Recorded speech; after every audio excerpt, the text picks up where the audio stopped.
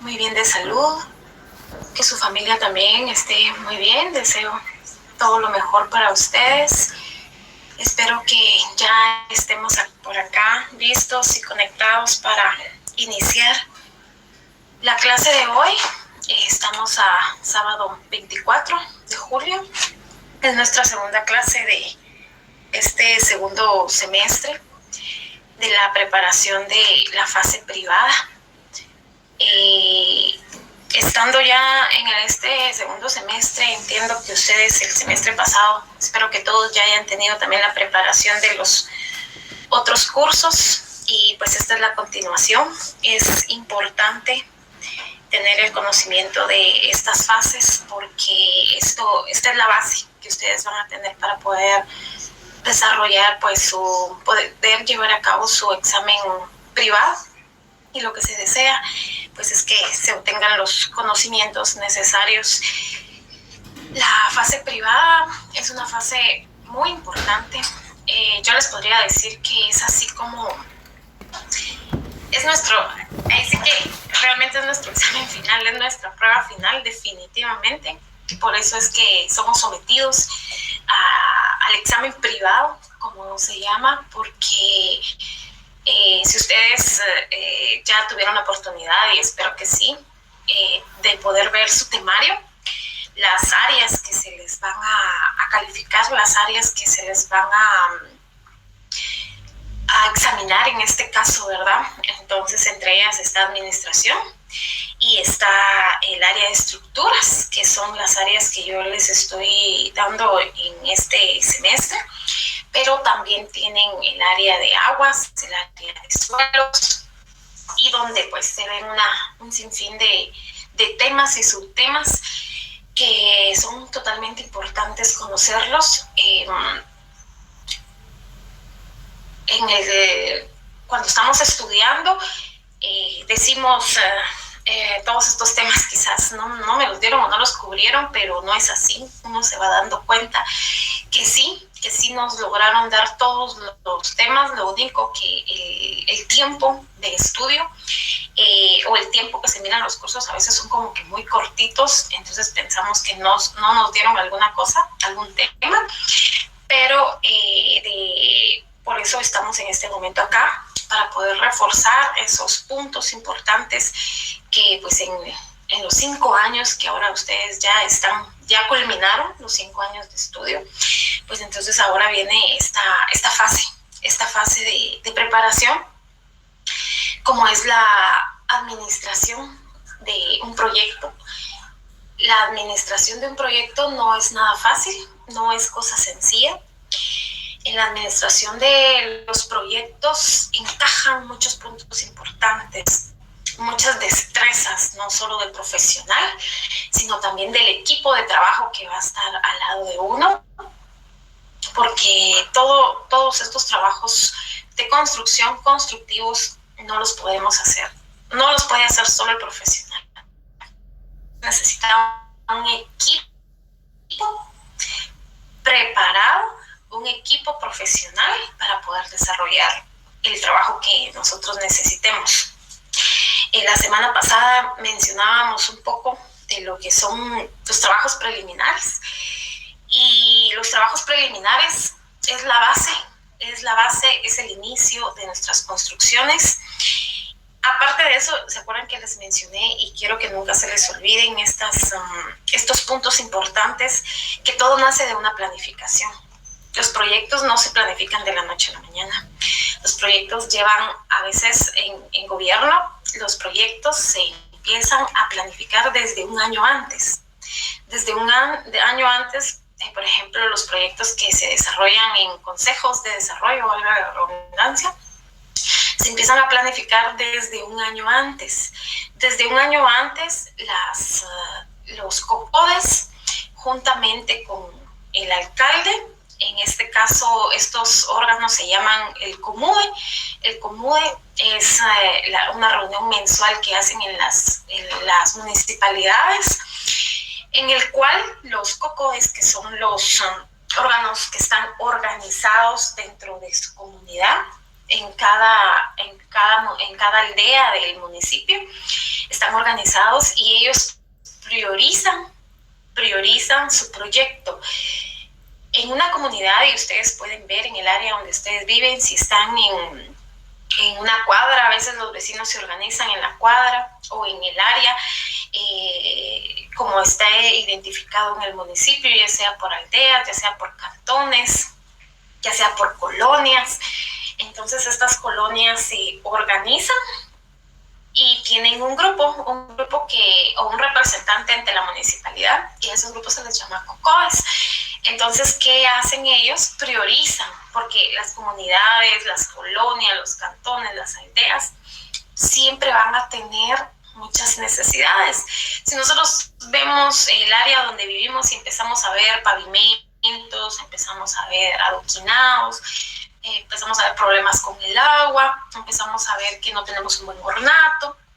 Entonces, aquí hay una organización donde ellos dicen, bueno, nuestras necesidades son estas, tenemos 5 necesidades, pero para este año la municipalidad nos dijo que solo podemos trabajar un proyecto, por ejemplo.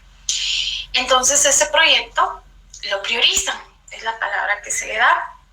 Entonces el COCODE organizado dice, vamos a priorizar un proyecto de 5 que tenemos porque todas las demás aldeas del mismo municipio necesitan también que se les desarrolle un trabajo, un proyecto. Entonces desde aquí nace el proyecto, por eso se empieza a planificar en el área de gobierno desde un año antes, donde se tiene que hacer una proyección de cuánto nos va a costar el proyecto que vamos a desarrollar. En ese momento todavía no hay un cálculo exacto, no hay una planificación exacta, pero se hace una proyección de lo que nos va a costar el proyecto en base a la experiencia pues, que ya tienen las personas que están trabajando dentro de la municipalidad, en este caso en la dirección de planificación. Entonces, priorizado el proyecto, pues desde ahí empieza el proceso de papelería, proceso administrativo para priorizar ese proyecto, y luego de priorizarlo, pues ya darle el presupuesto que le corresponda, pero ya se hizo un trabajo administrativo.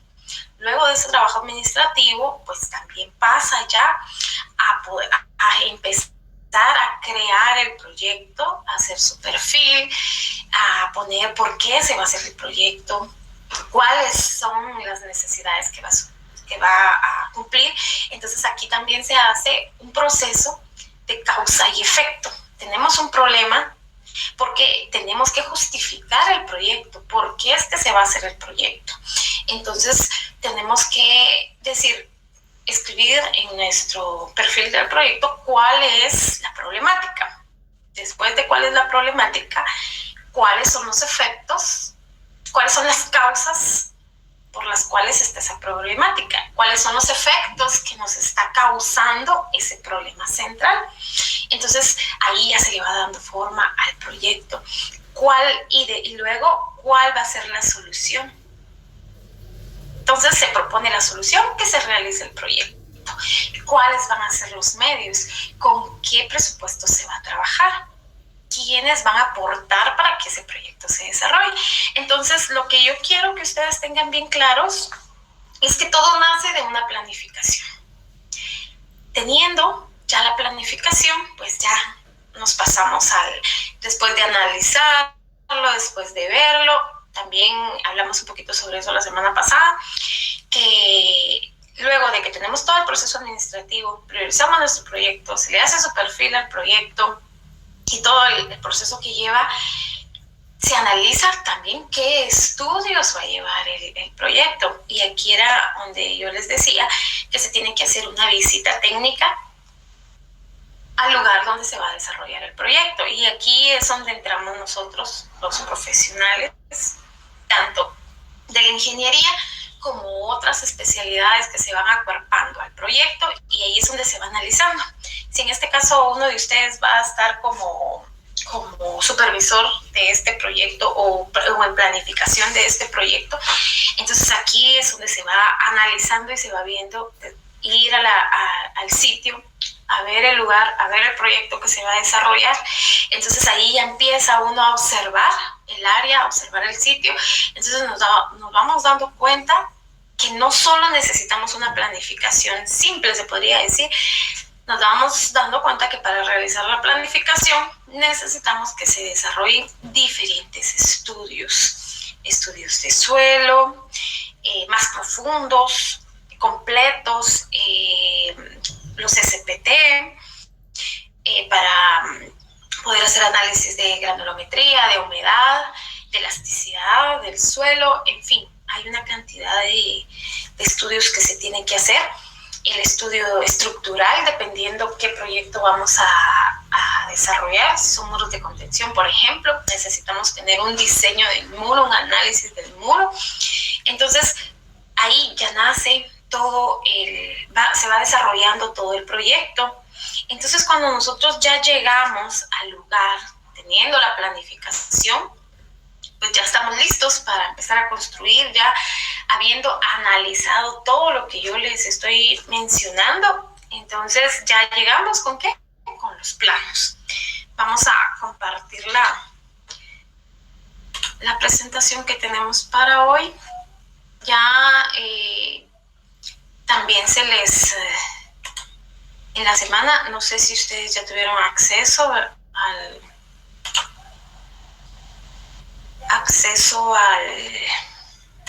al video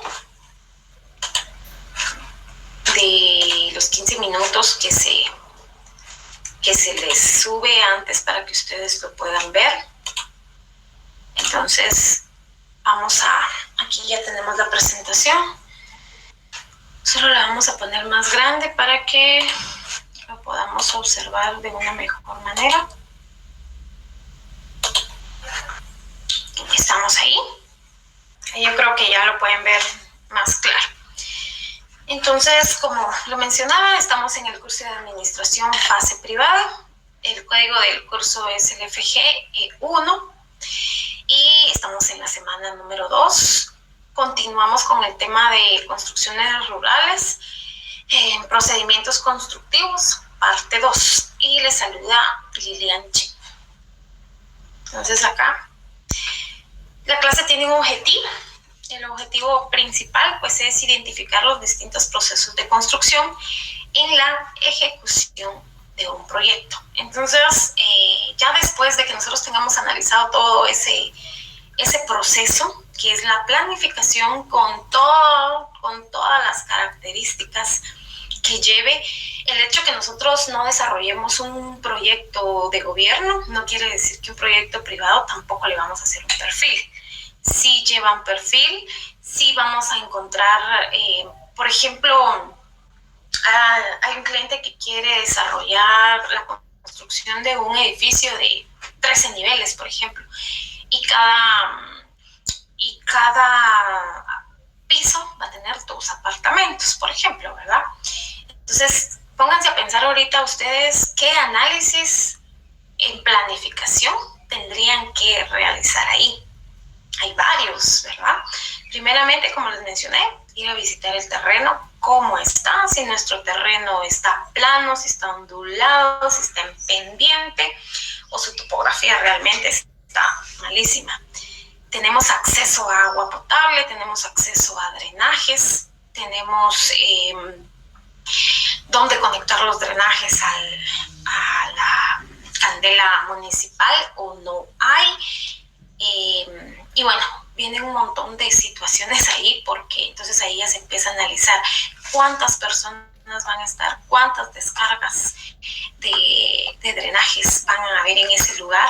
El drenaje existente va a ser capaz de soportar esa cantidad de personas que van a vivir en cada apartamento, y son 13 niveles y 2 niveles por apartamentos. ¿Cuántos apartamentos serían? Y si ponemos 5 personas por cada familia o 3 personas, entonces ahí empiezan nuestros análisis. Desde el momento en que llegamos al sitio, nosotros empezamos a verificar qué tipo aproximadamente empezamos a analizar, ¿verdad? Empezamos a analizar qué tipo de cimentación podría ir en ese lugar, si miramos taludes, si miramos que la tierra pues está muy suelta, entonces ya vamos determinando y vamos haciendo nuestro listado y decimos, bueno, en este lugar vamos a necesitar hacer estudio de suelos.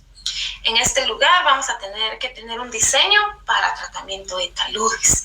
En este lugar no tenemos agua, vamos a tener que perforar un pozo para poder tener nuestra agua propia. Tenemos que hacer un estudio e identificar dónde podemos tener agua potable, ¿verdad?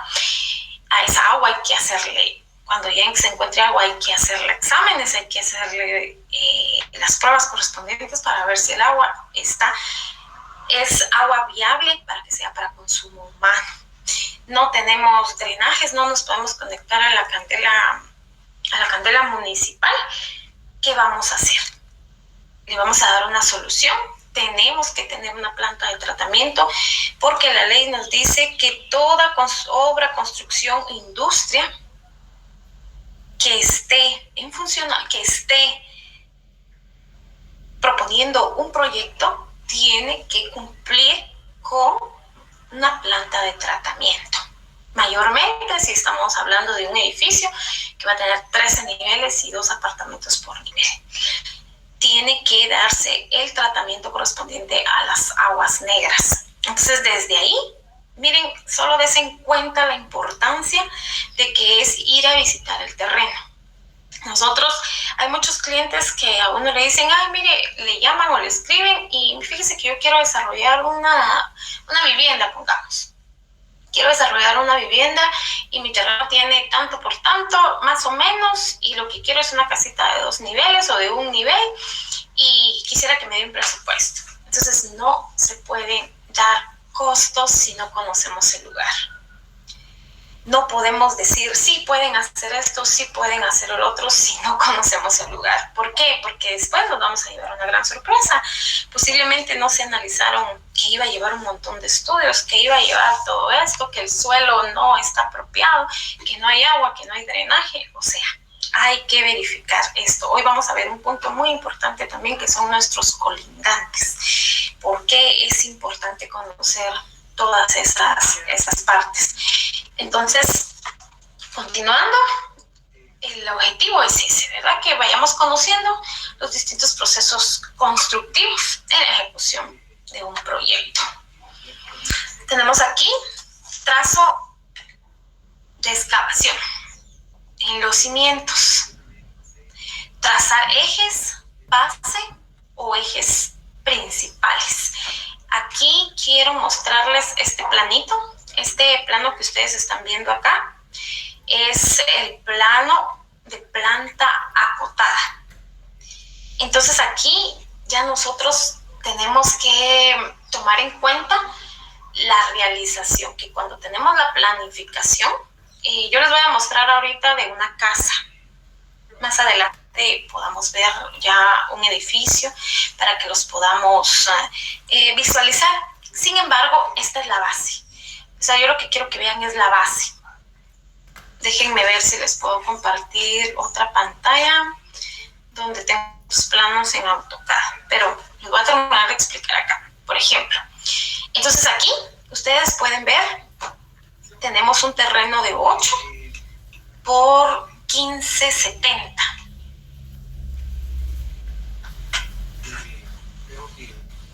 Por 1570.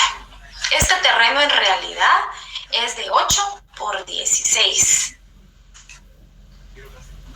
Bueno, en escrituras le aparece al dueño que este terreno tiene 8 metros de ancho por 17 metros de largo. Eso aparece en escrituras. Pero ¿qué está sucediendo?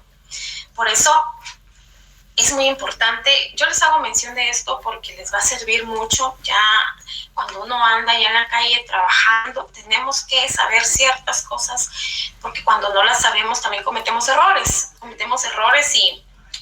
Y todos los errores que cometamos en el área de construcción, adivinen qué, es dinero. Todos los errores o alguna cosita que nosotros no hayamos tomado en cuenta, significa dinero, ¿verdad? Y si no hicimos bien un cálculo, vamos a perder, porque no le vamos a decir después al cliente, mire, fíjese que yo no tomé en cuenta esto, se me escapó, o no me di cuenta, o por no ir a hacer la visita al sitio, o por no hacer las investigaciones en el condominio, qué reglamentos tienen de construcción, o por no hacer las investigaciones en la municipalidad, cuáles son los requisitos para cumplir. Entonces, ya les quiero mostrar acá. Ay, perdón, aquí está. Que, por ejemplo, este terreno originalmente, y en escrituras dice que este terreno tiene 8 metros por 17. Aquí está pasando algo muy interesante, y es lo que nosotros tenemos que ir conociendo. ¿Qué pasó en este terreno? Cuando se fue a hacer la visita a este terreno y se miraron, tenían los linderos ya determinados, tenía unas bases fundidas de concreto, donde estaba delimitando este terreno. Entonces se tomó esta base, se buscó la otra base de acá, y entonces empezó a medir, a ubicar las bases, que ya este es un condominio, y se empezó a verificar la vivienda, ¿verdad? La delimitación del terreno, se empezó a verificar conforme teníamos las bases. ¿Qué pasó? Cuando empezamos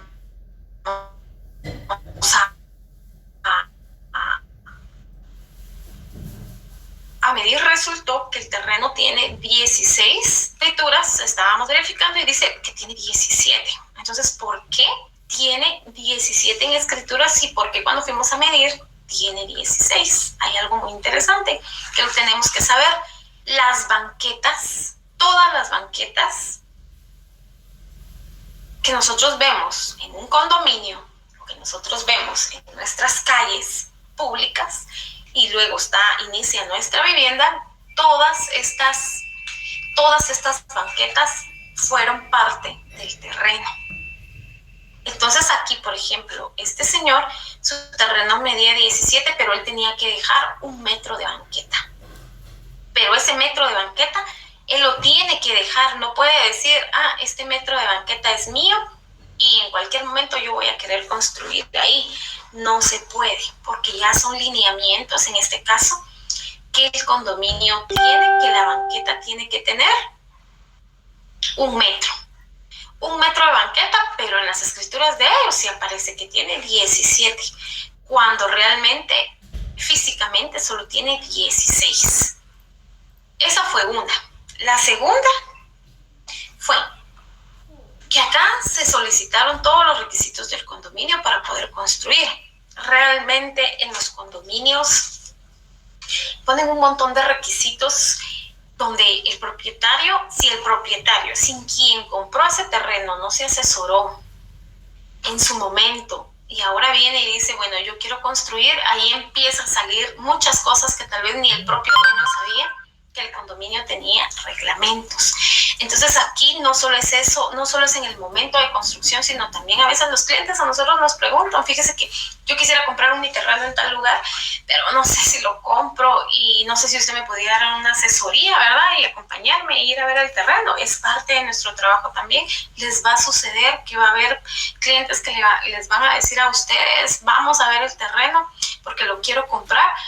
Entonces, punto importante, verificar que los terrenos tengan agua, acceso a agua, a luz y a drenajes. Dos, si no están dentro de un condominio, ¿verdad? Y como el señor lo que quiere es construir a futuro, conocer los reglamentos de la municipalidad o del lugar donde está. Dentro de condominios tenemos otras características. Reglamentos de construcción internos del condominio son totalmente importantes. ¿Qué les quiero mencionar yo acá? Y que aquí pues solo se estaba en planificación. Cuando los proyectos están en planificación se pueden cambiar si en algún momento algo no nos dimos cuenta o no lo estudiamos a profundidad y ya desarrollando la planificación pues hay que agregarlo. Por ejemplo, en este terreno, ¿qué sucedió?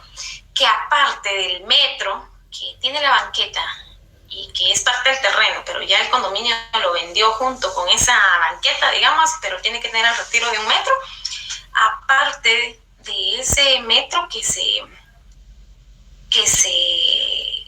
retiró la vivienda donde va a iniciar, aparte de eso hay que retirarse 30 centímetros.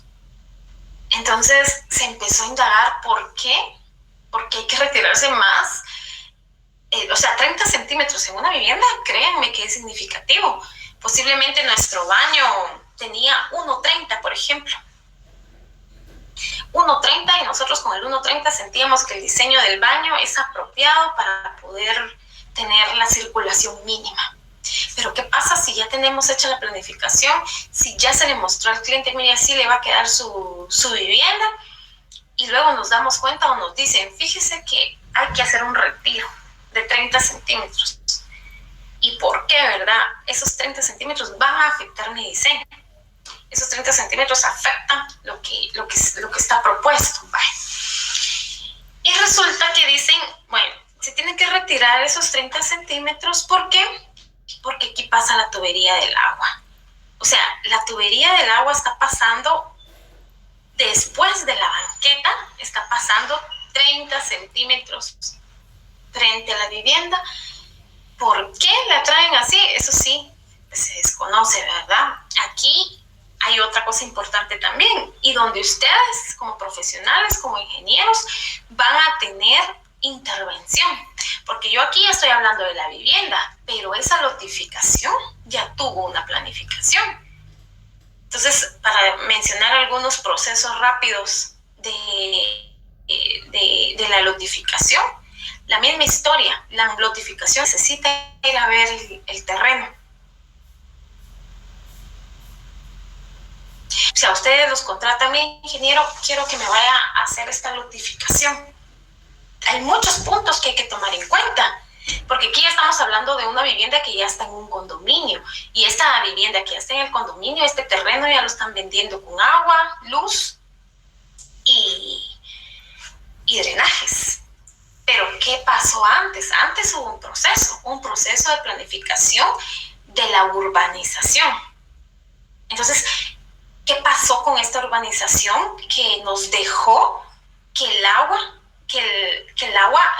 tubería del agua pasara después de la banqueta, y que ahora el dueño se tenga que correr, aparte del metro que tiene, se tiene que correr 30 centímetros más, porque ahí pasa la tubería del agua?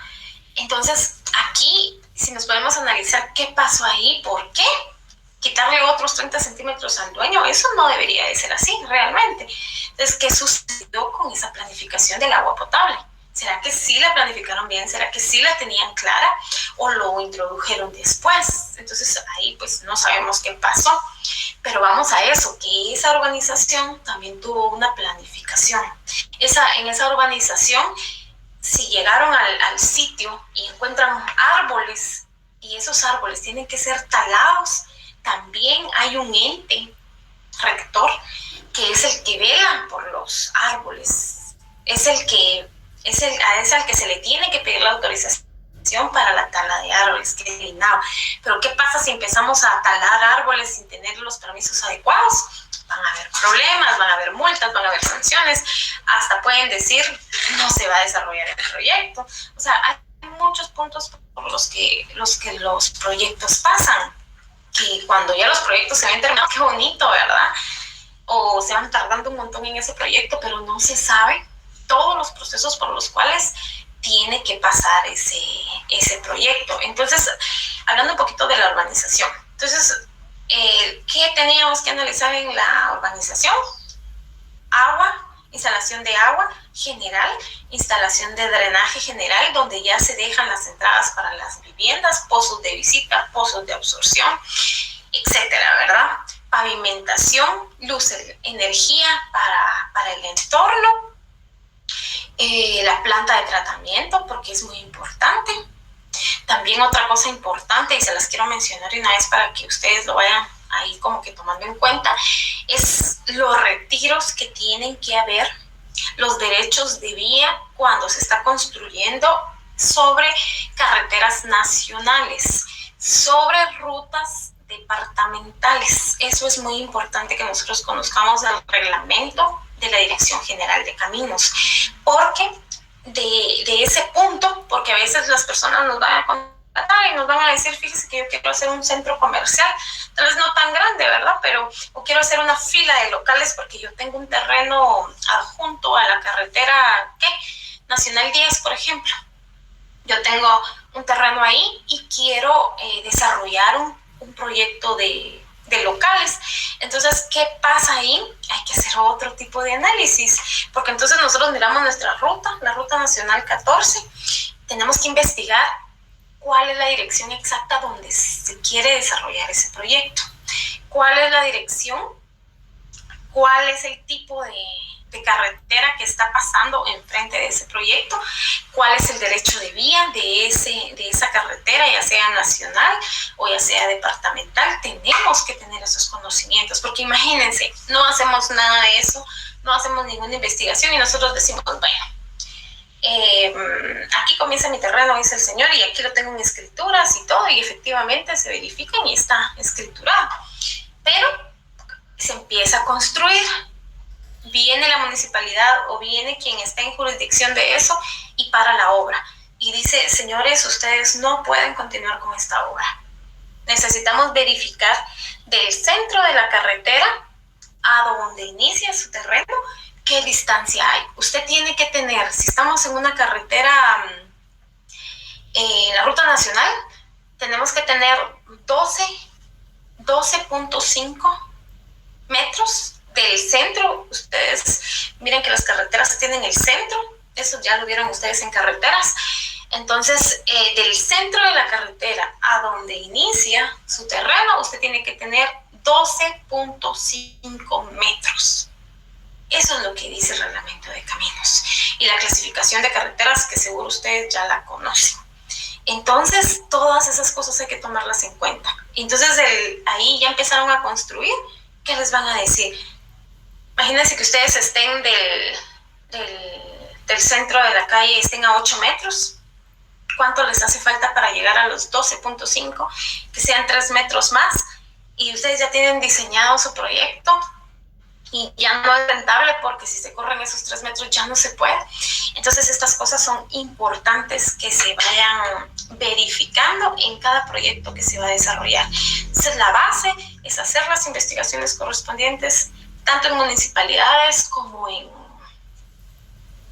condominios o donde se vaya a estar trabajando, si no estamos en áreas protegidas, porque también a veces se quieren desarrollar proyectos y ni el propio dueño sabe que él tiene un terreno en áreas protegidas. ¿Y qué pasa en áreas protegidas? Simplemente no va a poder trabajar, simplemente no va a poder desarrollar su proyecto, o tiene que tomar algunas medidas de mitigación, o tiene que acoplarse a lo que se pueda desarrollar. Entonces, no es solo venir y decir, quiero desarrollar un proyecto, o uno como profesional no puede irse solo por un punto económico, ¿verdad? De decir, bueno, me van a dar este proyecto, ya me dijeron que sí, cobré tanto y me lo aceptaron, me voy. No, sin hacer las investigaciones correspondientes, el análisis de sitio, no podemos dar costos, no podemos decir sí se puede cuando no hemos investigado. Eso es muy importante también. Nosotros, cuando un cliente nos contrata, nosotros le tenemos que dar toda la información posible, decirle la realidad de lo que se está viviendo y no que después nos diga, usted como profesional no me dijo nada, porque eso sucede, ¿verdad? Sucede. Entonces es mejor. Y otra cosa importante, todo tenerlo por escrito. Todo es importante que lo tengamos como oficio de toda la información que nosotros le hemos dado al cliente. Entonces, para seguir con este plano, aquí podemos observar. Les quiero mostrar acá donde está mi cursor. Nosotros tenemos un muro que va totalmente corrido. ¿Eso qué significa? Que nosotros a estos muros, a todo el muro que es el muro de circulación de nuestro terreno, los vamos a identificar. Y aquí los estamos identificando con un eje. Entonces aquí tenemos en pantalla la planta acotada. La planta acotada es muy importante en los proyectos. ¿Por qué? Porque en esta planta nosotros vamos a dar la mayor información posible, porque estos planos nosotros los vamos a entender porque pues los hemos estudiado, porque somos profesionales en esta área, pero realmente ¿a quién le vamos a pasar estos planos? Estos planos se los vamos a pasar a nuestro equipo de trabajo. Nuestro equipo de trabajo, los maestros de obra, el albañil, hasta el ayudante tiene que conocer los planos para que si en algún momento el albañil de ahí por alguna razón se va equivocando algo, pues todo el equipo conoce los planos, todo el equipo, al equipo de trabajo que tengamos en campo, los planos hay que explicárselos. Por tal razón, en el momento que se reciba el juego de planos, tiene que tener la mayor información posible. En este caso, porque estos planos en determinado punto no son para nosotros, son para la gente que va a estar ejecutando en obra. Por lo tanto, los planos tienen que estar lo más claro posible. No podemos omitir alguna información. ¿Por qué? Porque ustedes como profesionales no van a estar todo el día en la obra. Van a llegar en la mañana unas 2 horas o van a llegar después de almuerzo otras 2 horas o 1 hora, no lo sé, ¿verdad? Pero no estamos todo el día en la obra. Por lo tanto, la semana pasada también platicábamos de tener a la mano de obra calificada. Tenemos que tener mano de obra calificada. ¿Eso qué significa? Que el maestro de obra tenga las capacidades para desarrollar un proyecto con experiencia comprobable de otros proyectos, ¿verdad? Entonces es importante que tengamos mano de obra calificada. ¿Que va a ser más cara? Sí. ¿Que va a subir nuestros costos? Sí, sí los va a subir. Porque la mano de obra calificada, estamos garantizando el trabajo que se va a desarrollar. Pero si nosotros no contratamos mano de obra calificada, lo que va a suceder es que o vamos a tener que estar todo el día en la obra dirigiendo a las personas que están trabajando con nosotros, o cada vez que lleguemos vamos a tener que volver a arreglar los trabajos, volver a hacer los trabajos porque realmente no nos los hicieron bien, porque las paredes no están a plomo, porque si no se le da la información del diseño de la mezcla del concreto que nosotros queremos, ellos no hicieron bien las proporciones. O sea, todo el proceso constructivo tiene una supervisión rigurosa.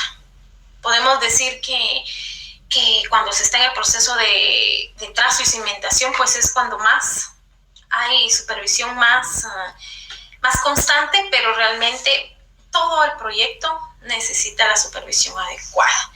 Y todo el proyecto, por lo tanto, necesita la mano de obra calificada para que se desarrolle correctamente. Entonces, podemos observar acá, ya les dije, todo esto es el entorno de la vivienda, los muros exteriores, y aquí tenemos muros interiores donde estoy pasando el mouse. Esta casa tiene pocos muros interiores porque se está trabajando, si ustedes ven acá, con espacios abiertos. Les voy a mostrar la planta amueblada para que puedan ahí ubicarse cómo está distribuido. Aquí tenemos un tramo de gradas. Debajo de este tramo de gradas hay un baño. Entonces aquí podemos ver, tenemos el eje A. Y aquí abajo, y entonces en esta misma línea nos venimos y colocamos aquí donde está el mouse, espero que lo puedan ver. Tenemos otro eje A. ¿Eso qué significa? Que los ejes van continuos, que aquí no hay, o sea, que este eje nos va a permitir ver. La semana pasada hablamos del puenteo, que con el eje nosotros puenteamos, colocamos nuestros niveles y ya empezamos a marcar con cal para poder hacer nuestras zanjas. Entonces este eje que nos va a permitir tener esta zanja continua. Nos está diciendo que acá, ya con nuestros niveles trazados, nuestro hilo ya colocado y marcado, nosotros ya hacemos el trazo con la cal del eje A al eje A. Así lo vamos a identificar. Entonces sabemos que del eje A al otro eje A, nosotros hacemos una zanja corrida sin detenernos, ¿verdad? Luego tenemos otro eje. Aquí abajo no se logra. Vamos a ver si está. Vamos a mover esto. Aquí está. Entonces aquí, si se dan cuenta, tenemos este eje aquí abajo y este no tiene continuidad. ¿Lo observan? No continúa. Entonces, ¿esto qué significa? Que venimos y este está marcado como eje B. Aquí tenemos el eje A y va totalmente continuo. Entonces, yo le digo al albañil, mire, ya tiene marcado su eje A, dele zanja para el cimiento corrido de una vez. Entonces se ponen a trabajar acá y como las actividades de construcción van continuas, si ustedes se dan cuenta cuando realizamos nuestro proyecto, nuestro presupuesto, y entonces vamos viendo que nuestras actividades van de la mano, una va continua de la otra, porque por ejemplo no puedo tener yo acá 10 personas al inicio de la obra, por ejemplo, y qué las voy a tener haciendo y cómo las voy a organizar. Entonces, nuestro cronograma de trabajo, nuestro cronograma de actividades, entonces aquí viene el cronograma. Esa es una parte bien importante en el proyecto, tener nuestro cronograma de actividades que van juntamente con nuestros renglones de trabajo. ¿Por qué? Porque todo eso nos va a servir para poder pagar la planilla de nuestros trabajadores, ¿verdad? Tenemos que tener un cronograma financiero y un cronograma de avance físico. Un cronograma financiero y las actividades que vamos a desarrollar. Por eso es que nosotros en la planificación le colocamos un tiempo al proyecto. Por ejemplo, a esta casa le vamos a colocar que en 8 meses la estamos terminando. Entonces ahí viene con nuestro presupuesto, nuestras actividades, nuestro cronograma, cómo vamos a desarrollar el proyecto, porque está proyectado para 8 meses. ¿Cómo hacemos para que toda la gente que tengamos trabajando la tengamos organizada, para que toda la gente que nosotros tengamos no pierdan el tiempo, sino estén constantemente cumpliendo con la meta? Tenemos que tener metas de trabajo quincenales, metas de trabajo mensuales, porque tenemos un tiempo estipulado para terminar el proyecto. Entonces aquí muchas de las actividades van continuas. Mientras estamos haciendo zanjas, díganme ustedes, ¿qué puede estar haciendo el otro albañil? Analícenlo. Mientras estamos trazando, ¿qué pueden estar haciendo los otros albañiles? Y aparte de empezar el trazo y todo, acuérdense que hay cosas importantes en la obra. ¿Qué son? Tenemos que tener una bodega, tenemos que tener un baño. Todo eso entra en trabajos preliminares y todos esos costos también van metidos en nuestro presupuesto, porque solo en hacer una galerita para los materiales, para almacenar los materiales es dinero. Y a veces nos piden que las obras no estén abiertas, sino se tengan que circular con lámina. Ese es otro costo. Tenemos costo de materiales y costo de mano de obra también. Si arreglamos un bañito ahí rápidamente y le hacemos su galerita y se compra un baño o se reutiliza un baño, también son costos. Entonces todas esas cosas hay que irlas tomando en cuenta. Pero bueno, entonces aquí tenemos el eje B y nos damos cuenta que el eje B no está continuo hasta el final del terreno. Este tiene 5,15 metros este muro. Entonces nosotros tenemos que indicar en nuestra plan, y tiene una separación de eje a eje de 3 metros. Entonces esta medida que ustedes ven acá es clave. Es clave para que nosotros podamos desarrollar la colocación de los ejes. Entonces aquí ya marcamos nuestro eje A y tomamos el centro del muro. Si estamos hablando de muros de 15 centímetros, tenemos un centro de 7.5 acá. Entonces medimos de acá para el otro eje 3 metros. En ese eje vamos a marcar que esta zanja solo va a tener una longitud de 5,15. De 5 metros 15. Y aquí nos vamos a dar cuenta de eso. Pero auxiliados de este plano de cotas, nos vamos al plano de cimentaciones. Porque si se dan cuenta, por ejemplo, acá tenemos otro eje. Entonces, ¿qué está pasando aquí? Porque esta casa es de segundo nivel. ¿Qué nos está diciendo este eje? Que en el segundo nivel aquí pasan unos muros.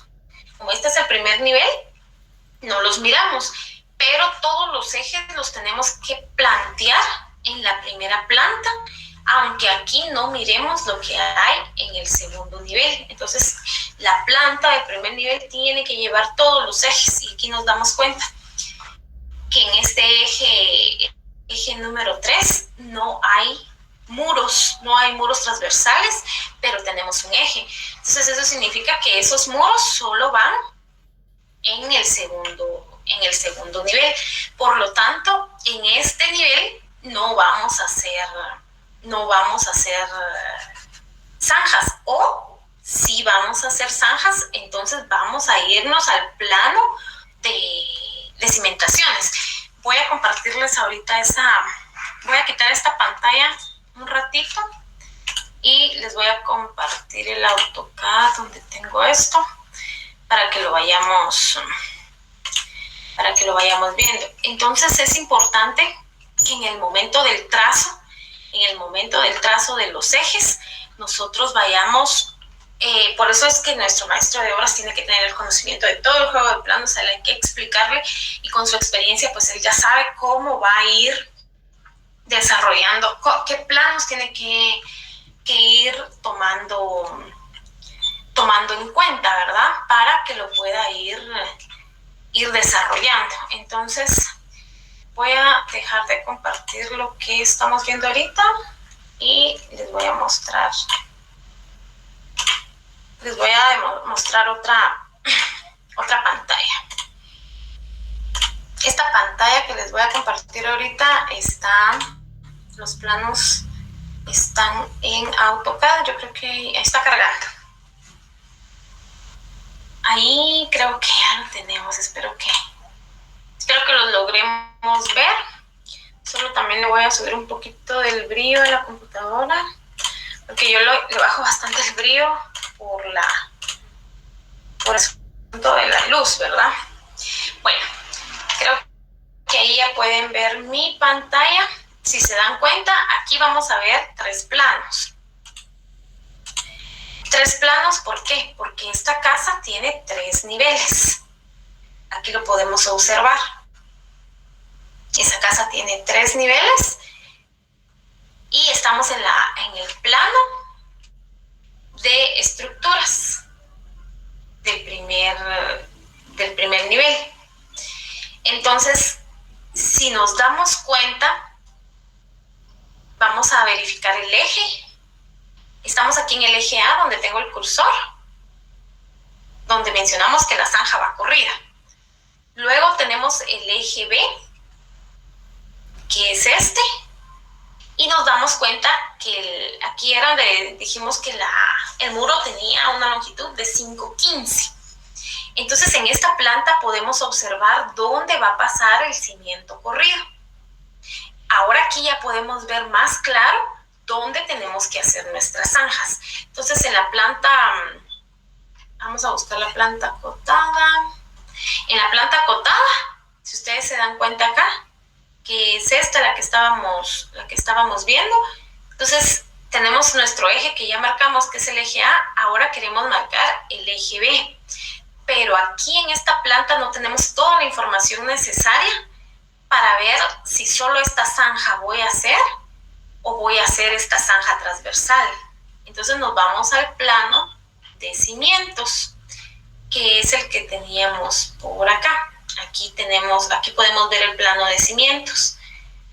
Lo que está aquí ashurado nos está indicando que es el cimiento corrido de esta vivienda.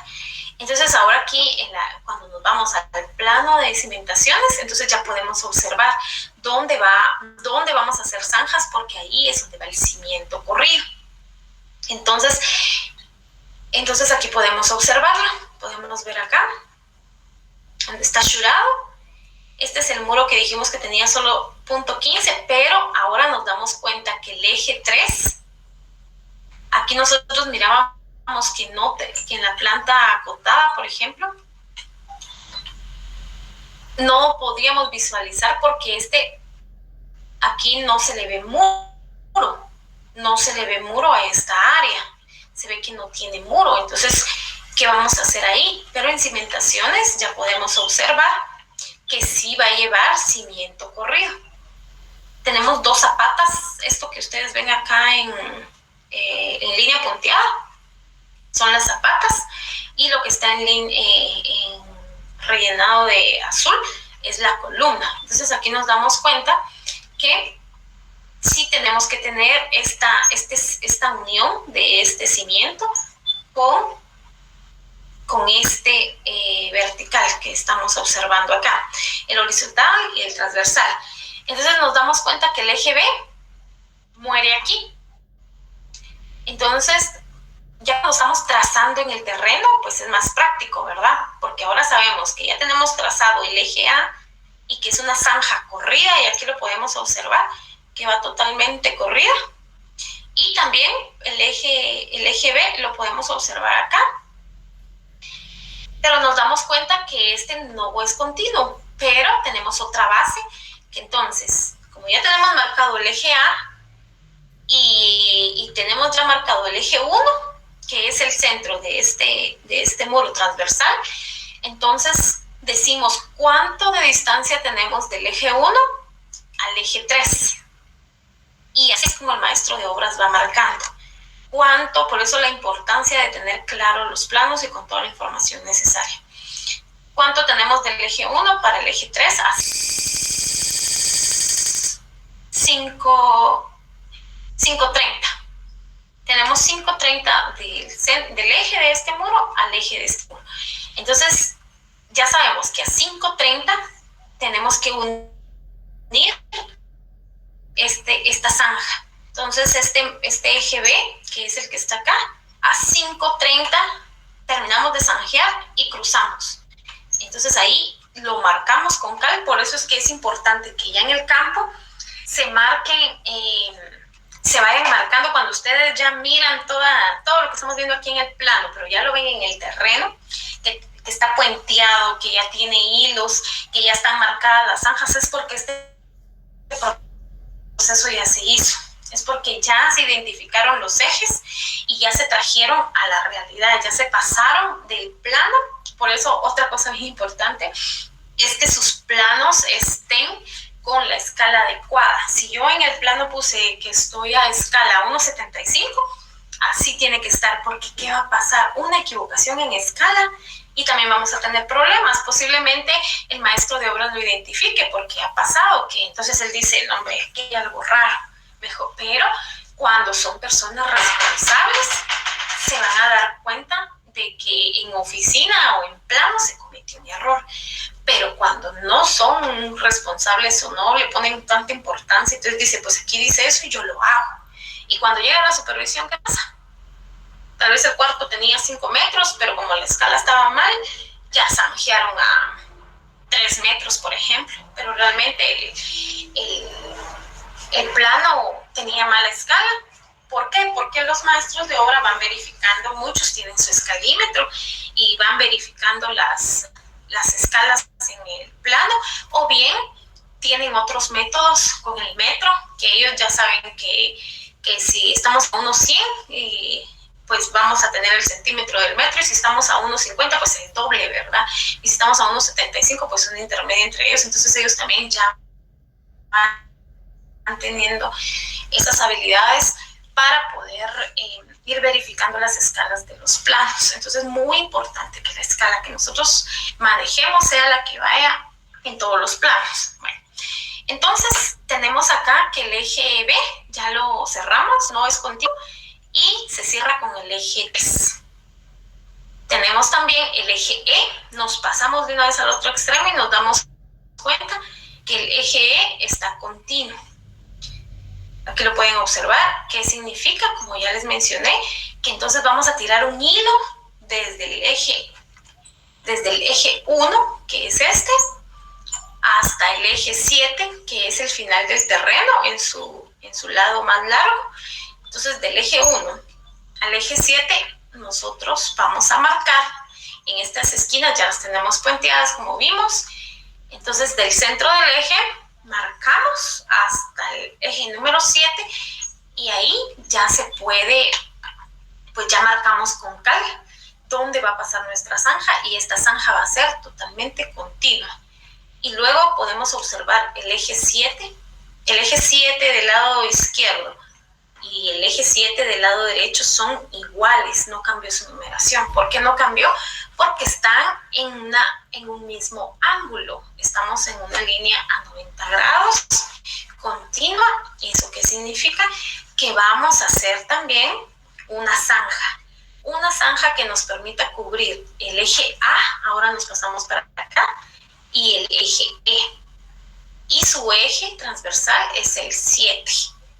Entonces ahí ya vamos armando nosotros el polígono de nuestro terreno ya marcado, ya con ya nivelado, ya puenteado, tomando los niveles correspondientes del lugar. Entonces aquí lo podemos observar. Aquí lo pueden ver ustedes muy claro. Y luego tenemos otro eje, que es el eje 2. Entonces aquí tenemos el eje 1 transversal, que va totalmente completo. Entonces nos damos cuenta, marcamos el eje 1 transversal. El eje 7 transversal, ya tenemos los dos extremos de nuestro terreno porque son iguales. Ese traspasa los 8 metros sin moverse, ¿verdad? Luego nos damos cuenta que tenemos un eje 2. Un eje 2 que sí lleva cimiento corrido. Entonces decimos que del eje 1 al eje 2 hay 2.60. 2.75, porque este 60 creo que está a rostro interno. Entonces, 2.75. Entonces decimos nosotros, bueno, ahora voy a marcar de este eje, del eje 1 al eje 2, voy a marcar 2.75.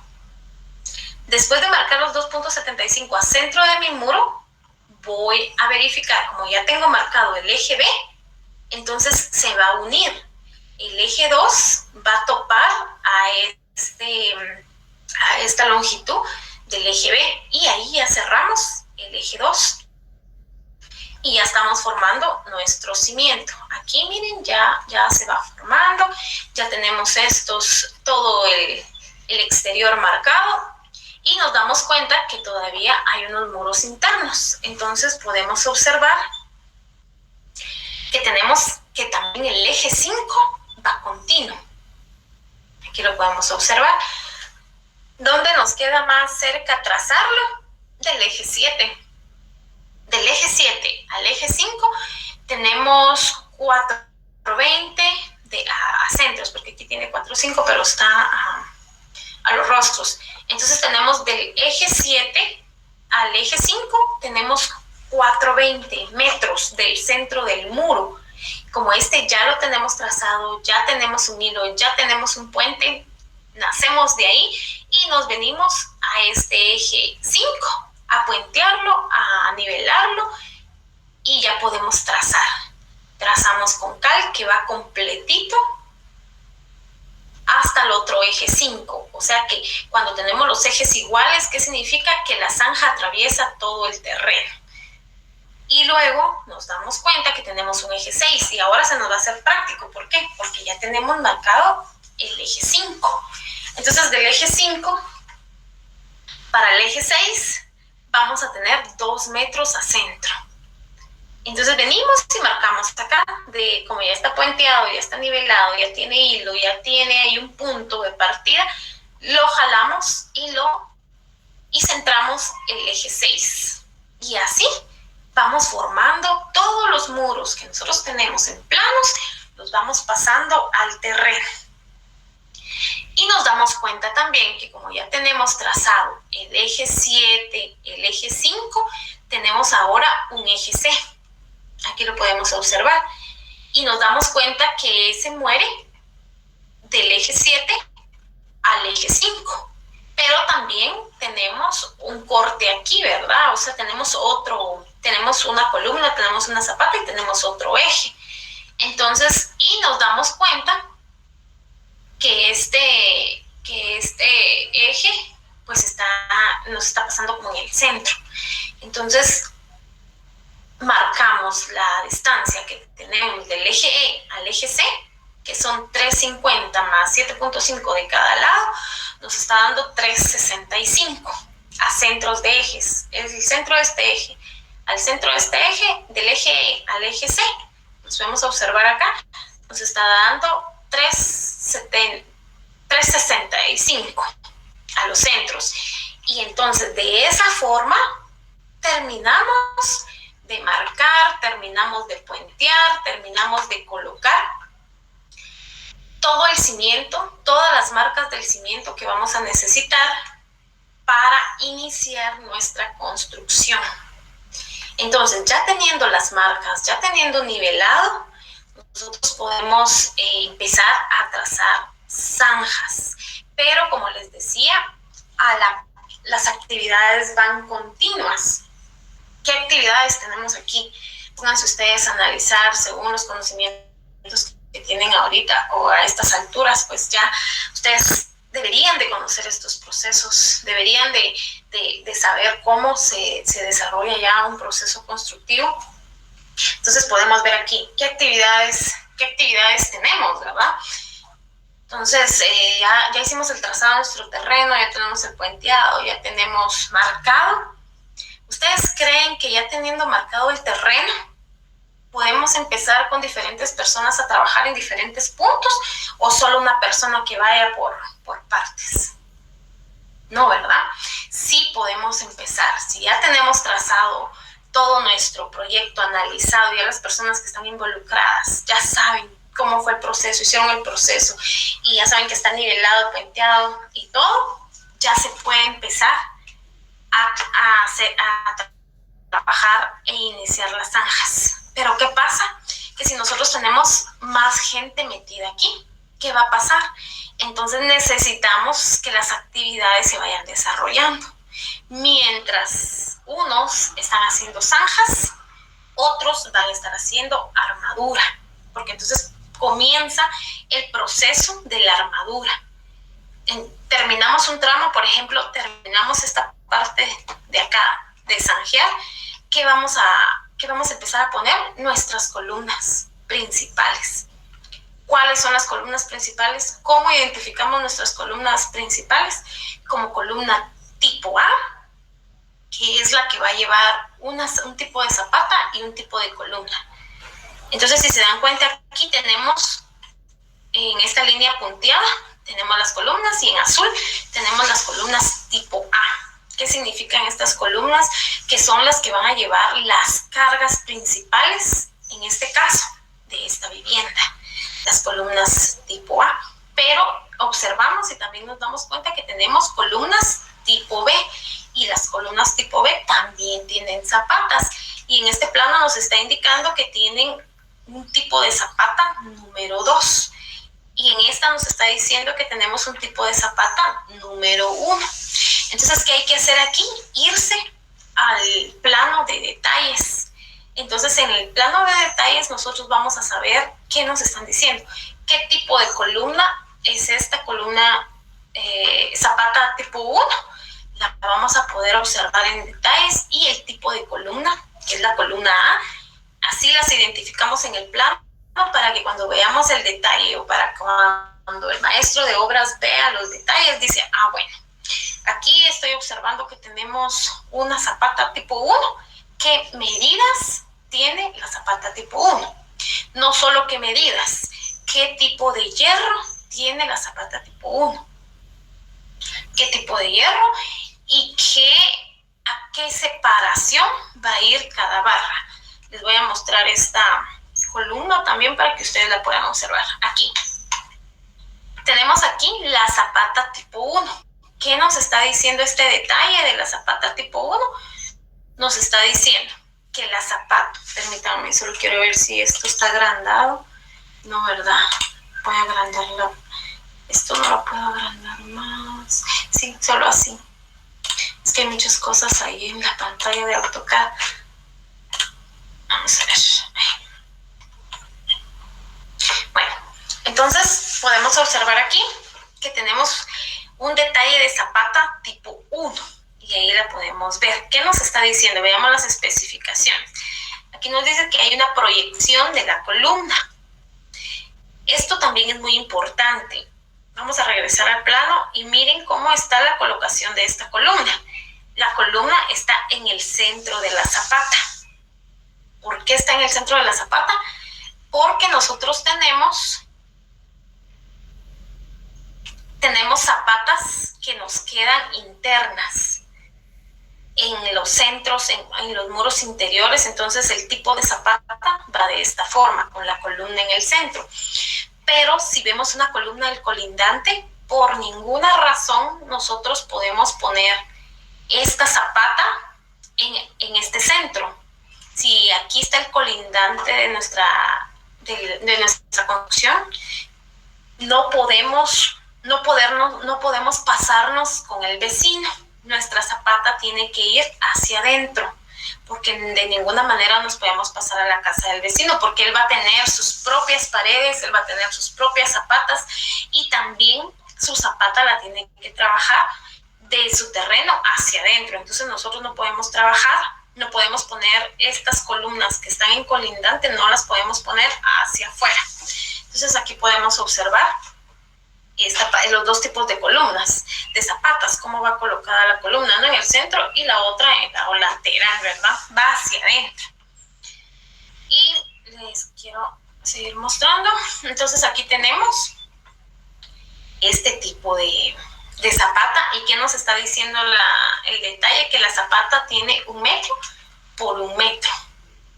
Acá nos indica que hay una proyección de la columna, acá en el centro. ¿Y qué nos está diciendo? Que tiene el armado de esta zapata tiene un armado de 4 hierros número 4. ¿Qué significa? Nos está diciendo que tiene hierros número 4. ¿Qué significan los hierros número 4? Es que estos hierros son de media pulgada. Todo el hierro que utilicemos en nuestra construcción tiene que ser, por regla general, hierro legítimo. En ningún momento nos pongamos a pensar, ¿será que uso hierro legítimo o uso hierro comercial? No se puede pensar ni analizar y decir uso este tipo de hierro que no sea legítimo. Tiene que ser hierro legítimo, grado 40, grado 60, grado 70, el que su diseño les pida, el que su análisis les pida, el que vayan a proponer, y ese es el que se va a utilizar. Entonces aquí tenemos que para estas zapatas se van a utilizar hierros número 4, de esta forma están identificados. Dice armado de zapata número 1, hierros número 4, a 0.10 metros en ambos sentidos. ¿Qué significa a 0.10 metros en ambos sentidos? Significa que la distancia de esta varilla hacia esta varilla va a tener, aquí donde estoy marcando, 10 centímetros. 10 centímetros de aquí para acá, 10 centímetros, y vamos a hacer una parrilla. Cuando dice ambos sentidos, dice que la parrilla va tanto horizontal como vertical. Tenemos que hacer este armado con su alambre correspondiente, con sus amarres bien hechos. Vamos a hacer esta parrilla. Entonces aquí nos damos cuenta que esta es la zapata número 1, pero también tenemos la zapata número 2. Esta zapata número 2 que nos está indicando que es una zapata de 80 por 80.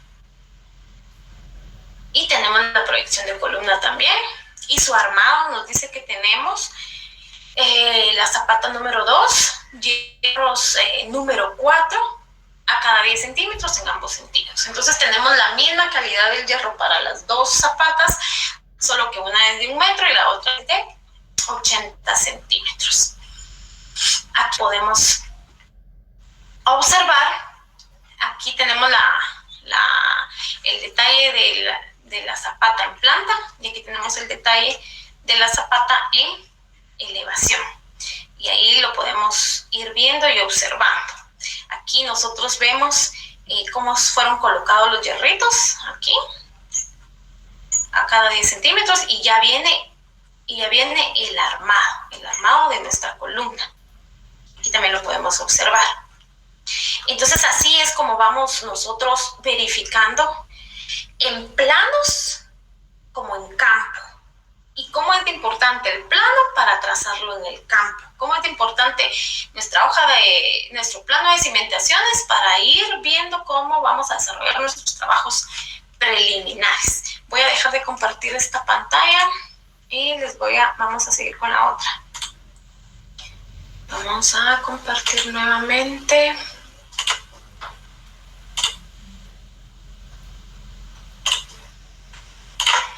Regresamos ya a esta otra pantalla.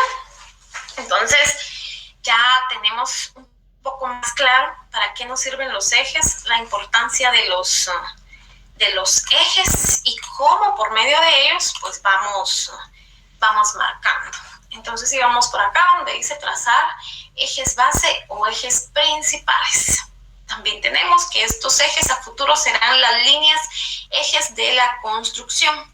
Representados en los planos de cotas, como ya los vimos, las distancias entre ejes. Por eso les decía que aquí tenemos que ir viendo, según el plano que ya vimos, el centro de los muros. Posiblemente en unas construcciones vamos a estar trabajando con muros de 14 centímetros y en otras con muros de 19 centímetros. Los hilos de ejes que servirán de ejes y que serán representados en los planos de cotas, como ya se los mostré. Trazar los hilos de los anchos de las zanjas, los cuales son paralelos a cada eje principal, agregándole, esto también es bien importante, 10 centímetros a ambos lados de la zanja de dicha cimentación. Entonces ahí en el plano de cimentaciones, cuando lo vimos, recuerdan que estaba ashurado. Ese espacio que está ashurado más el detalle que vamos a ver en nuestros planos, ahí nos va a indicar de qué tamaño es el ancho de nuestro cimiento. Si nuestros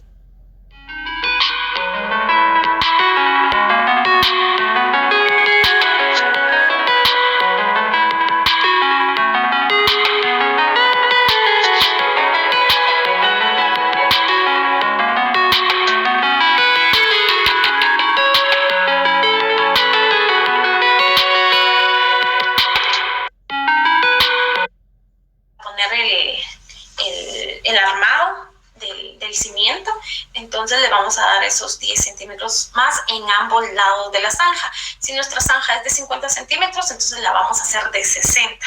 Si nuestro cimiento va a ser de 40 centímetros, lo vamos a hacer de 50.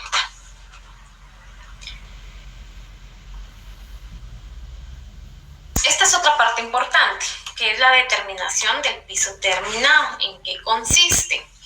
En la determinación del piso interior de la construcción con relación al nivel del terreno y de la banqueta. Entonces aquí es importante. ¿Por qué? Porque si nos damos cuenta, pueden observar ustedes su casa. Nosotros tenemos una banqueta, la banqueta de la calle, como ya lo vimos, que son espacios que se vuelven públicos porque son necesarios. Entonces tenemos la banqueta de nuestra casa y luego subimos una gradita para ya entrar al nivel. ¿Cómo se le llama ese nivel? Nosotros partimos de un nivel 0,0. Entonces nuestro nivel 0,0 va a ser el piso terminado interior de la vivienda. El tiempo va bastante rápido, pero vamos a ir viendo esos planos que yo les mostré, esos o otros, para mostrarles un corte de un muro, y ahí vamos a observar cómo determinamos en detalle este piso terminado y el piso de la calle. También tenemos acá que el piso interior debe quedar más alto que el nivel del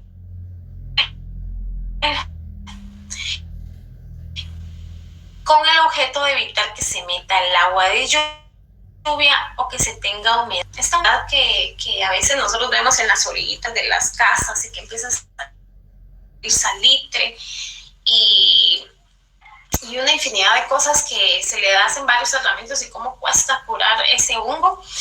Es importante, la solera de humedad es muy importante analizar ese tamaño, si en algún momento esa solera la tenemos que hacer un poquito más peraltada, porque sí son costos, pero es necesario porque el lugar que estamos tiene mucha humedad, o el cimiento tiene que ser un poquito más profundo y elevarnos un poquito más porque hay mucha humedad en el lugar. Entonces todas esas cosas hay que tomarlas en cuenta para que a futuro pues nos evitemos que esa corrosión de la humedad pues afecte las paredes de las viviendas o de cualquier edificio, ¿verdad? Entonces, aquí tenemos una figura que la vamos a ver también. Se recomienda que el piso interior quede a unos 25 centímetros o 30 centímetros arriba del terreno y como mínimo a 15 centímetros del nivel de la banqueta. Entonces, normalmente estamos a 15 centímetros del nivel de la banqueta. Vamos a ver otra figura también, que tenemos una alineación municipal de piso terminado. Entonces aquí podemos observar, fijar el nivel anterior, 25 centímetros o 30 centímetros desde el principio de la obra, que es lo que ya mencionamos, ¿verdad? Nosotros tenemos todos estos niveles, todos estos trazos se tienen que hacer en los trabajos preliminares, desde la limpieza, desde ir a ver el sitio, desde ir a la visita técnica. Nosotros tenemos que visualizar cómo va a quedar ese proyecto desde ese momento. Ya nuestra mente ya está trabajando, viendo qué trabajos tenemos que hacer y a qué niveles tenemos que llegar, porque a veces llegamos al terreno y miramos que hay plataformas y desde ese momento nosotros visualizamos, solo se va a poder construir en una plataforma porque es la que está más plana, y luego ya venimos haciendo otros trabajos de aquí para allá y el diseño se tiene que acoplar al terreno, o bien se hacen rellenos, ¿verdad? Pero eso es según el análisis que vamos a hacer en el lugar. Aquí tenemos que trazando una línea de nivel o raya sobre el muro de una de las construcciones vecinas. Fijar el nivel anterior, que son los 25 centímetros o 30 centímetros desde el principio de la obra, el cual se puede fijar de la siguiente manera. Como ya tenemos vecinos, como ya tenemos terrenos que están a la par de nosotros, entonces también nos sirven de guía. Entonces acá nos dice que podemos trazar una línea de nivel o raya sobre el muro de una de las construcciones vecinas. Si no es posible, entonces marcar el trazo sobre un poste elevado en el terreno. Fíjense que esto pasa mucho. Por ejemplo, esta casa que yo les estoy mostrando está como en una pequeña pendiente, no es muy elevada. O sea, me refiero a la calle tiene una pequeña pendiente, luego está la banqueta que trataron de anivelarla un poquito, entonces, pero el terreno, después de la banqueta, como es una urbanización, es un condominio, ya todas las calles están bien bonitas, entonces cuando miramos la banqueta, el terreno está así como, tiene una montañita, ¿verdad? Y estamos como a 40 centímetros arriba de la banqueta en ese lugar. Sin embargo, el dueño no quiere que la casa quede arriba, porque si no se tienen que hacer por lo menos, calculo yo, unas 3 gradas o 2 gradas para poder llegar a la banqueta. Y no quieren que eso pase. Entonces, ¿qué va a pasar ahí? ¿Qué va a pasar ahí? Que va a haber movimiento de tierra, pero sí vamos a tener que quedar de la banqueta al terreno, vamos a tener que quedarnos con unos 15 centímetros de altura. No podemos quedarnos al mismo nivel que la banqueta, sino sí nos tenemos que elevar por todos estos problemas de agua, de humedad que pueden ir sucediendo.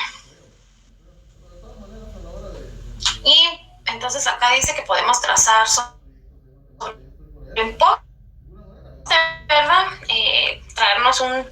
Tenemos que sacar un nivel del vecino, cómo venimos, y ver que esos niveles de cómo va a quedar nuestra casa o nuestra edificación que estemos realizando.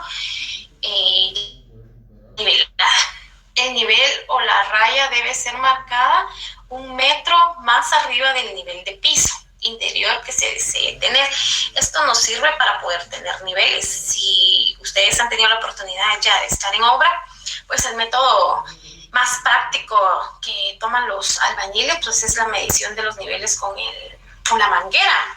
Y no solo cuando vamos a iniciar un proyecto, sino cuando queremos verificar, en este caso, el nivel, pues es una rápida de poder realizarlo, que lo vamos a estar viendo más adelantito. Desde el nivel o marca interior fija, marca o nivel de referencia inicial, se pasarán todos los niveles a la nueva construcción mediante un nivel de manguera. Aquí está. Vamos a ver también una imagen acá. Esta armadura que tenemos acá, este elemento estructural, esto es una solera de humedad. Nosotros así la tenemos identificada como solera de humedad, que va desde 25 centímetros a 30 centímetros. Eso era lo que yo les decía, que va a depender qué nos esté pidiendo nuestra construcción y de la visita que se hizo en el terreno, ¿verdad? O de las pruebas de análisis de suelo que tenemos ya en ese momento. Tenemos aquí nivel terminado de piso y miramos doble línea, si ustedes lo pueden ver. ¿Por qué tenemos aquí tenemos marcado o identificado con doble línea? Porque le estamos dando el grosor del piso. Normalmente le estamos dando 5 centímetros al grosor de piso. ¿Por qué? Porque cuando nosotros estamos realizando una construcción desde el principio, no, hacemos un contrapiso, en este caso porque tenemos tierra, ¿verdad? Entonces tenemos que hacer un contrapiso que es la llamada, nosotros la identificamos, le vamos a hacer una torta de concreto, pero es el contrapiso que nosotros vamos a colocar de 5 centímetros, que es una fundición para nivelar el terreno, para evitar humedades, y luego de eso pues ya tenemos nuestros 5 milímetros de piso cerámico o dependiendo qué piso vamos a utilizar. Y por eso tenemos aquí nivel de piso terminado. También hay una notita acá que nos dice considerar el nivel de piso terminado de la casa desde el trazo de la obra. Desde que diseñamos. Entonces, desde que ya diseñamos, ya en el plano va marcado y no pueden haber equivocaciones. El nivel debe estar a 25 centímetros o a 30 centímetros del nivel del terreno y 15 centímetros arriba del nivel de la banqueta. Pero estos 30 centímetros van a depender, ¿verdad?, de cómo esté nuestro terreno. Y aquí tenemos un procedimiento para el nivel de manguera. Tenemos una imagen, lo vamos a ver. Acá tenemos como hacer una marca en el tubo o directamente en la manguera a 25 centímetros o a 30 centímetros y la misma altura en ambos extremos de la manguera. Para pasar los niveles se debe llenar de agua la manguera hasta que ésta llegue a las marcas, eliminando las burbujas de agua en su interior.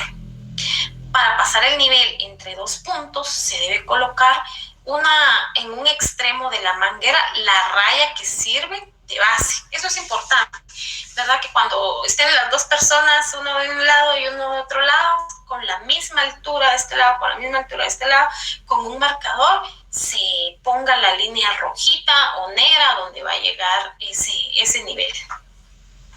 Para pasar el nivel entre 2 puntos se debe colocar en un extremo de la manguera la raya que sirve de base. Marca de referencia sobre el muro vecino o sobre el poste. Y el otro extremo de la manguera, el punto donde se desea pasar el primer nivel.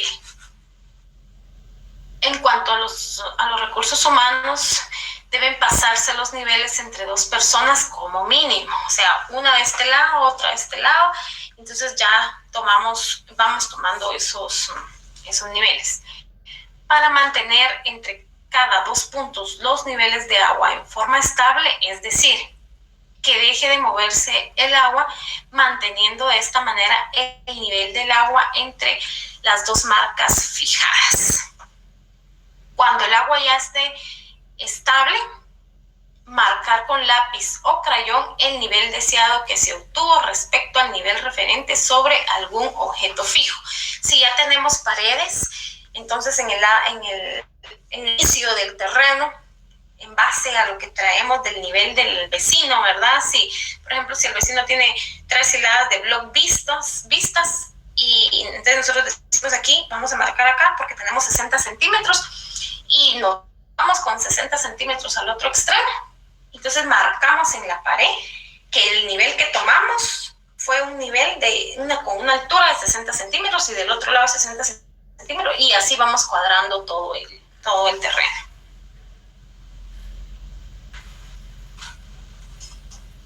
Y aquí podemos ver en un diagrama, ¿verdad? Hagamos de cuenta que hay una persona de este lado, otra persona de este lado. Hicimos nuestra marca de 30 a 40 centímetros. Igual la hicimos de este lado, y la gota o el agua, cuando llenemos la manguera, tiene que estar en el mismo con la marca que ya le hicimos a la pared. Tenemos una nota también, que cuando el agua de la manguera ya no se mueva, entonces se tiene el mismo nivel en ambos extremos de la manguera. No debe existir vacíos o burbujas de agua en todo el interior de la manguera. La longitud de la manguera debe ser lo más larga posible, unos 15 metros o 20 metros, y evitar moverla del nivel de referencia inicial. Marca o nivel de referencia inicial. Y la semana pasada vimos algunas imágenes de cómo estamos trazando la vivienda en base a puentes que teníamos en cada extremo. La madera, lo colocamos en las esquinas con madera, con estacas, pero estas van totalmente niveladas, marcadas con hilo, que es lo que nos va a servir para poder hacer el trazo de zanja, como ya lo vimos, auxiliándonos de los planos para poderlo desarrollar. Y tenemos que en este trazo es más confiable que el trazo con nivel de manguera, trazo de una vivienda a base de puentes, ¿verdad? Es más caro porque se utilizan pues algunos otros materiales. El personal es especializado, el cual tiene y debe tener las siguientes características. Debe contar con la alineación de la calle, sitios, bordillos y aceras. El trazo de la vivienda se hace con una cuadrilla de topografía. Por medio de la topografía se realiza un levantamiento y su nivelación respectiva, creando una poligonal cerrada en forma rectangular, el cual se traza alrededor del lugar donde se construirá la vivienda. Entonces aquí se mencionaron ya 2 métodos, ¿verdad? Uno que es el método empírico, que es que tomemos niveles con la manguera y que son muy funcionales, se han usado por años, pero la tecnología nos permite tener, pues de una forma más práctica, el desarrollo de la toma de niveles ahora de terrenos, ¿verdad? Porque a veces hay terrenos muy extensos que no los podemos tomar de esa manera, y nos auxiliamos con los métodos topográficos, con los levantamientos, donde un levantamiento topográfico pues ya nos va a proporcionar las curvas de nivel de nuestro terreno. Ahí podemos observar en planta la cota más alta y la cota más baja, si vamos a hacer movimientos de tierra, si vamos a cortes, pues ya la tecnología nos permite tener esa información. Pero aquí podemos observar físicamente cómo tendríamos trazado nuestro terreno. Y se forma un puente o se forma un corral. Entonces, para esta semana y para esta clase, este video también ustedes ya lo tienen ahí para que lo puedan seguir viendo. Y como pregunta número 1, para poderla desarrollar, tenemos en el trazo de excavación, ¿qué representan las líneas eje en una construcción? Ya lo vimos también en el plano para que ustedes lo tengan ahí y lo puedan responder. En el trazo de excavación, ¿cuántos centímetros se adicionan a ambos lados de la zanja? Pregunta 3. En el procedimiento de nivel de manguera en una construcción, ¿entre qué rango en centímetros debe efectuarse la marca en el tubo, en la manguera? Pregunta 4. ¿Cuál es la longitud recomendable de longitud de manguera para el trazo de nivel de la manguera, también ya lo vimos por ahí. Pregunta 5. En el trazo en construcción, ¿qué nombre recibe el rectángulo además de corral? Jóvenes, muchísimas gracias por su atención. Continuamos la próxima semana con la clase y con el tema que tengamos para desarrollar la próxima semana. Ha sido un gusto para mí saludarlos, y los que están en la próxima clase, pues los veo en un ratitito. Tengan muy feliz fin de semana. Nos vemos.